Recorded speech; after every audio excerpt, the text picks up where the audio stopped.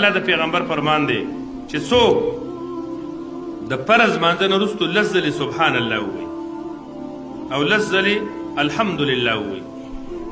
او لس پیرې لا اله الا الله ووایي او یو ځل په آخر کې دا ووایي چې لا اله الا الله وحده لا شریک له الملک وله الحمد وهو على كل شيء قدیر او د دې نه وروستو د نارینه او زنانه دعا وغواړي نو د الله پیغمبر فرمایي چې الله دې بنده ته په خپله باندې اواز کوي چې عجیبو عجیبو ای بنده ستا دعا مې قبوله کړه نو دا خپل معمول وګرځوئ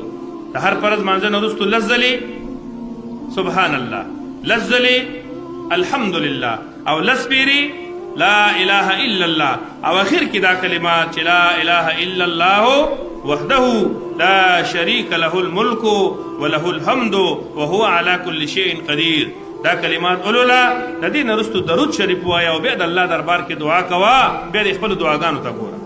الله د پیغمبر فرمان دی چې څوک د فرض مانځه نه وروستو لس ځلې سبحان الله ووایي او لس ځلې الحمدلله ووایي او لس پیرې لا اله الا الله ووایي او یو ځل په آخر کې دا ووایي چې لا اله الا الله وحده لا شریک له الملک وله الحمد وهو على كل شيء قدیر او د دې نه وروستو د نارینه او زنانه دعا وغواړي نو د الله پیغمبر فرمایي چې الله دې بنده ته په خپله باندې اواز کوي چې عجیبو عجیبو ای بنده ستا دعا مې قبوله کړه نو دا خپل معمول وګرځوئ د هر فرض مانځه نه وروستو لس ځلې سبحان الله لس ځلې الحمدلله او لس پیرې لا اله الا الله او اخر کې دا کلمات چې لا اله الا الله وحده لا شريك له الملك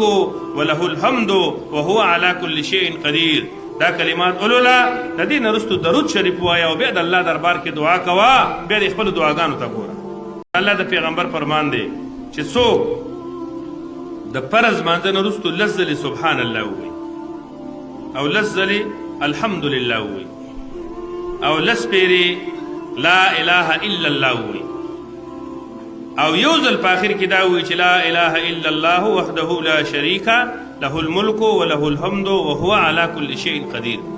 او د دې نه وروستو د نارینه او زنانه دعا وغواړي نو د الله پیغمبر فرمایي چې الله دې بنده ته په خپله باندې اواز کوي چې عجیبو عجیبو ای بنده ستا دعا مې قبوله کړه